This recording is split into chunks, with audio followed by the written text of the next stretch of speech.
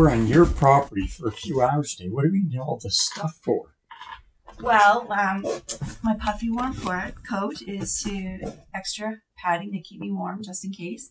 I've got my firearm here, so it's completely enclosed, locked, and ammo is separate. That needs to be done even on your own property? Absolutely. We're not at our hunting location yet, so This has to stay the way it is until we get there.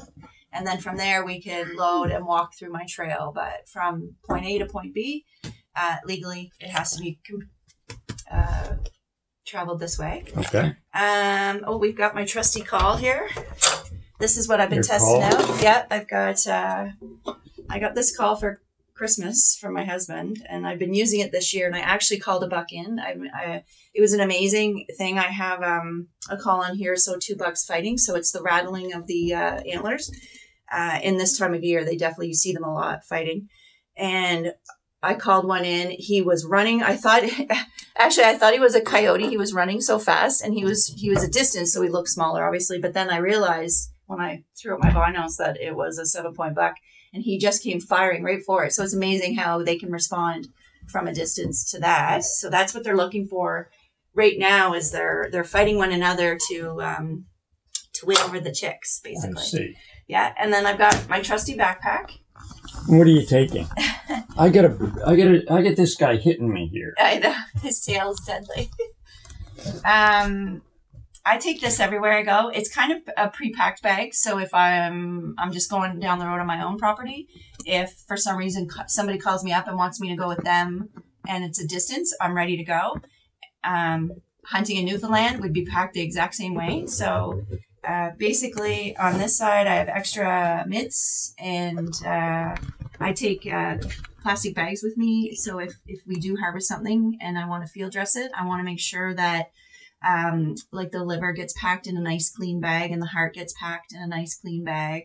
So I want to keep my meat as clean as possible. I've got first aid on one side. I've got field dressing on the other. So here's my knives, my saw, sharpener, wipes, gloves to keep your hands clean. This is like a little survival pack. So it's got like a little heater, zip ties that I need when I got to put my tag on my deer, stuff like that, a fire starter, whatever, when you need it, because you never know if I decide to get out of my blind and go for a walk. You always take the pack with you? Always, because it wouldn't, what if I came across a deer and I ended up shooting it away from my stand? Then I need my kit to process it properly. And if it's in the middle of the afternoon and I'm still out there and I'm hungry and I want to cook a lunch, I've got my little burner, right? You're good to go.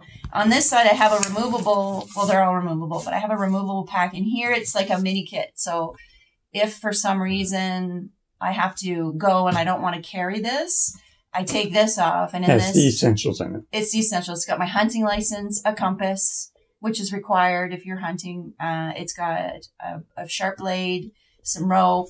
I've got this awesome Frug Survival, which has got 27 items inside for survival.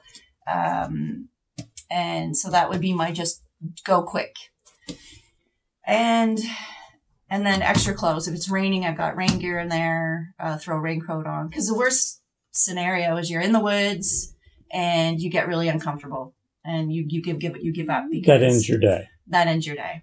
And that's the last thing I want is to end my day, especially when I go out hunting. So yeah, that's kind of everything I take in. So what's the game plan now? What are we doing? So it is, sunrise is at 7 a.m. And in Nova Scotia, where we're at, we cannot shoot any earlier than 30 minutes before sunrise and 30 minutes after sunset. So the idea now is to get into the blind, because we're going to make some noise and get really comfortable and quiet before our 30-minute window, and then just start trying to glass as much as we can. We'll start to be able to pick up images, and the likelihood is we'll be walking in on deer at this time of the morning. They'll be there. They'll be there. Deer see the best at dawn and at dusk. They have like 360-degree vision, which means they're not acute like we are. So often they'll stand and they'll stare at you, but really what they're doing is they're moving their head to try to get different perspectives of what they think they see, which is why we blur. But at dawn and dusk, they have more acuity to their vision. So it's sharper for them. Whereas full bright day where we see better, they don't. So fair enough. That's why you see deer. That's why, we call it the witching hours, but that's why they move more and then they basically bed down for safety during the day, in the afternoon. So not Makes to say sense. they don't move, but they definitely are less visual in the afternoons. It's morning and night. Yeah. So we're on our road. We're on the road. Let's go. Awesome.